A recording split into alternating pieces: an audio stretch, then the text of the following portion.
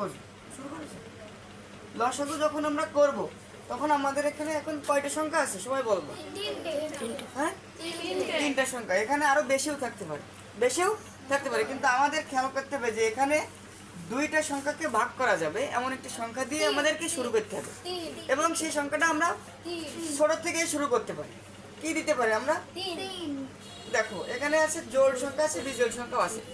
জোড় সংখ্যা কয়টা সবাই বলো, কয়টা আছে? তাহলে সে তোমরা 2 দিয়েই করতে পারবো। কত দিয়ে করতে পারবো? 2 দিলাম। 2 দিয়ে যখন আমরা করব 6 এর ভিতরে 2 কয়বার যাবে বলো তো? সুমাইয়া বলো, কয়বার যাবে? কয়বার? 2 দুগুণে 4 হয়, তাহলে কি হবে? আর কেউ বলতে পারবা কয়বার যাবে? 3 বার যাবে। তাহলে 3 দুগুণে 6। তাহলে এখানে কত দেব? 3 দেব। সবাই এবার বুঝতে পেরেছো? আচ্ছা, এরপরে দেখো 2 কি 3 এর ভিতরে যায়? ভাগ করা যায়?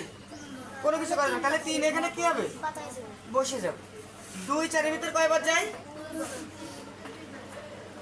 তাহলে এখানে কত হবে? 2 দুগুণে 4। এবার আবার দেখো করা যাচ্ছে। এবার এখানে দেখো 3 3 2 হয়েছে। এবার আমাদের এখানে কয়বার দিতে হবে? কত দিয়ে এর ভাগ করা যাবে? 2টা যাবে? সুমাইয়া বলো, এখানে কত দিলে কত দিয়ে ভাগ করা যাবে? এর ভিতরে 2 দেবো না 3 দেবো? কেন 3 দেবো? কারণ দেখো এখানে 3 আছে 2টা, তাহলে 3 3 এর ভিতরে কয়বার যায়? কয়বার? আবার 3 3 এর ভিতরে কয়বার যায়? একবার। 2 এর ভিতরে কি যায়? যায় না, তাহলে 2 বসে যাবে। এই পর্যন্ত বুঝিছো? এবার আমরা যখন লসাগু করব তখন কিন্তু আমাদের এই প্রত্যেকটাই কিন্তু যে সংখ্যাগুলো থাকবে সবগুলো কিন্তু লসাগু লিখে গুণ করে দিতে হয়। লসাগু 2 গুণ 3 গুণ 2 সমান সমান। এবার গুণ করে দাও। 3 দুগুণে কত? 6। 6 দুগুণে 12। আর যখন আমরা গসাগু করব, শুধু আমরা কিন্তু যখন গসাগু করব এইভাবে করে আমরা শুধু এই যে 3 দুগুণে 6, এটা হবে আমার গসাগু। আর লসাগুর ক্ষেত্রে সবগুলো ক্লিয়ার। এটা কি বুঝিছো? তাহলে আমি আরেকটা অঙ্ক, আমি একটা অঙ্কে চলে যাচ্ছি। সেম এই অঙ্কটাই চলে যাই। দেখো 1 এর 6 যোগ 1 এর 3 যোগ 1 এর 4। এবার দেখো 3, এখানে দেখো 6 3 এবং 4 এর লসাগু আমরা কত বের করেছি? 12। এই যে 12। এবার আমি কি বলছিলাম, এই সংখ্যা আর এই সংখ্যা কি হবে? ভাগ হবে। কি হবে?